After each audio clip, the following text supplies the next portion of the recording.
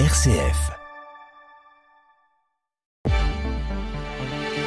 Bonjour Pierrugue, bonjour à tous, très bon réveil, place à votre édition locale en Champagne. En ce mercredi 18 mars, à Châlons-en-Champagne, la restructuration du centre hospitalier Léon Bourgeois prévoit un nouvel établissement de 8000 m² pensé pour le confort des patients et soignants, avec un chantier qui pourrait débuter en 2027 pour une première tranche livrée en 2030.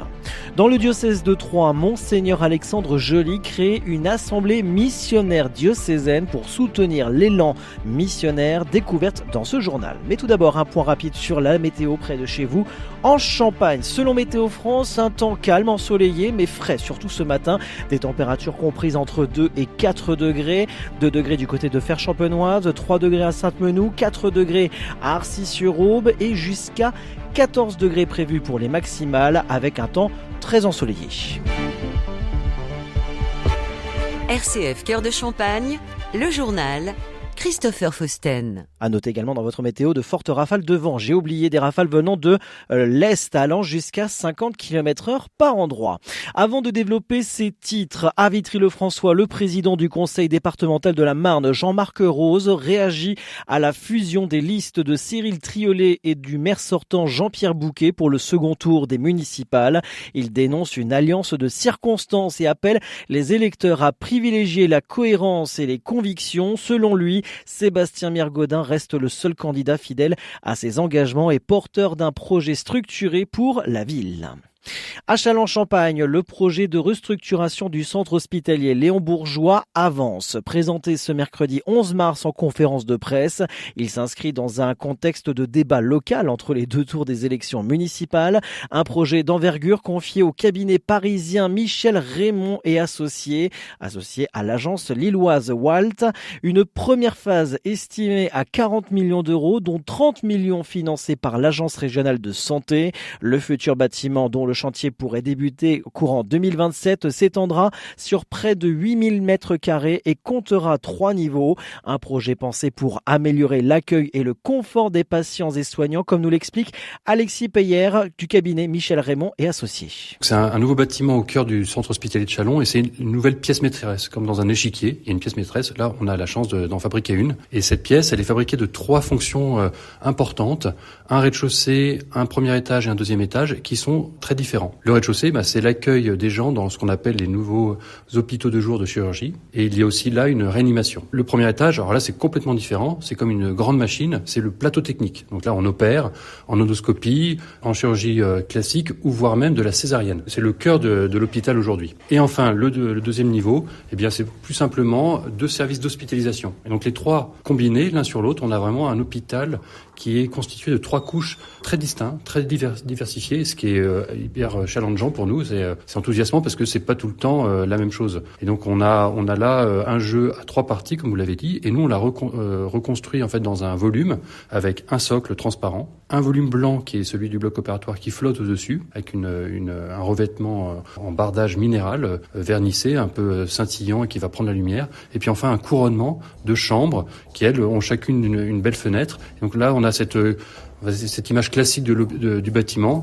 le socle, le corps de bâtiment et le couronnement. Au programme, un hall d'accueil ouvert, une galerie traversante baignée de lumière, des patios intérieurs mais aussi des fenêtres à hauteur de lit pour offrir une vue sur les espaces verts aux personnes hospitalisées, le tout dans le respect des normes environnementales. Alexis Peyer. Il est nécessairement au meilleur standard de l'architecture d'aujourd'hui et il devra, et ça c'est assez nouveau, depuis mai 2026, répondre aux normes environnementales. Et donc on a fait en sorte que notre bâtiment qui a été conçu cet été, il réponde, il est ready pour être tout à fait respectueux des nouvelles ambitions environnementales de l'architecture aujourd'hui. Donc un bâtiment qui va être compact pour avoir une belle enveloppe thermique efficiente, mais de la lumière au centre, de la lumière au pourtour, des cellules photovoltaïques qui vont être installées sur le toit, parce qu'on a la chance d'avoir une belle surface de toiture.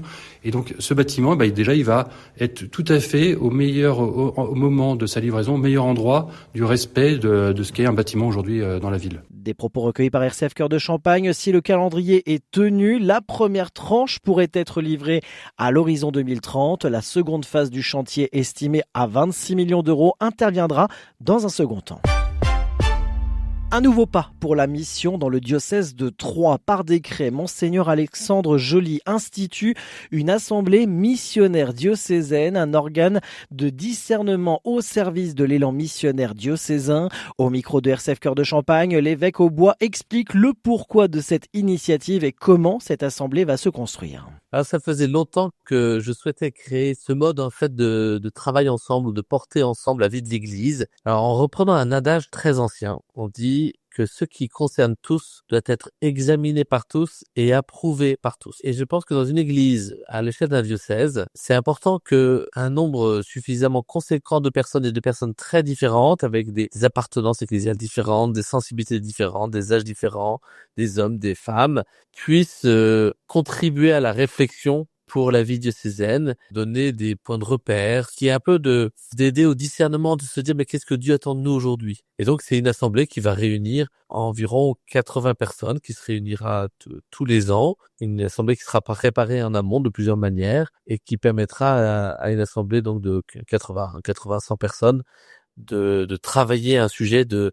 réfléchir, de s'écouter mutuellement et de discerner sur un point qui est donc soumis à leur discernement. Qu'est-ce que Dieu attend de nous aujourd'hui? Qui sont ces 80 personnes? Il y a des membres qui sont des membres de droit, comme le collège des consulteurs, le vicaire général. Dans le diocèse de Troyes, il y a une déléguée générale, des personnes qui sont élues, alors en partant de différents collèges. Donc il y a les prêtres, il y a les diacres, il y a la vie consacrée, les jeunes, les personnes qui accompagnent les gens en difficulté. Il y a puis les différents territoires de la paroisse. On essaie que chacun de ces grands collèges, entre guillemets, puisse être représenté. Donc il y a des gens qui sont élus, des gens qui peuvent être choisis plus que élus, donc c'est en train de se mettre en place. Et puis j'ai une petite proportion pas trop grande de gens que je peux nommer en plus pour assurer une grande diversité et faire en sorte que les différentes réalités du diocèse soient effectivement présentes. Et puis l'assemblée, donc on va avoir une première assemblée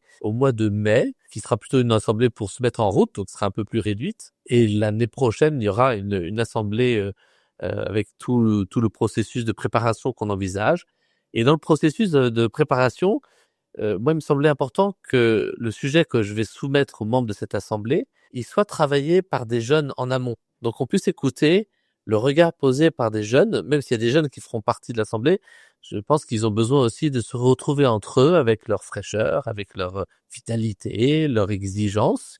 Et je voudrais faire la même chose avec des gens qui sont en précarité ou des gens qui sont dans des moments ou des fragilités et que je puisse leur poser avec la manière de présenter les choses pour qu'ils puissent rentrer facilement dans cette question et qu'ils puissent apporter leur propre discernement. Et puis je voudrais aussi que les catéchumènes, les néophytes puissent apporter un regard spécifique parce que eux, ils ont une telle proximité avec les sacrements de l'initiation chrétienne dans leur vie, dans leur existence, dans leur temporalité, qu'ils peuvent aussi apporter une lumière forte. Et puis on a prévu aussi que les membres de l'Assemblée, on ait des temps, alors c'est certainement des visios en amont de l'Assemblée, pour que le sujet qu'on va travailler dans l'Assemblée, on puisse le préparer ensemble. Le décret est à retrouver sur le site du diocèse de Troyes.